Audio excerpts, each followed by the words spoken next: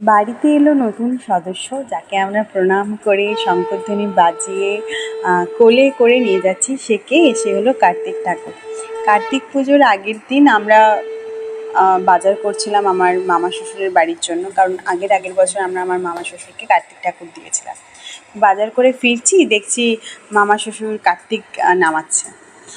আমি তো বুঝতেই পারলাম যে এটা আমাদের বাড়ির জন্যই আসছে। আমি শফিককে বললাম, তুমি যাও, দেখো এটা আমাদের বাড়ির জন্য। সত্যিই তাই, জানা গেল ওটা আমাদের জন্যই নিয়ে আসা হয়েছে।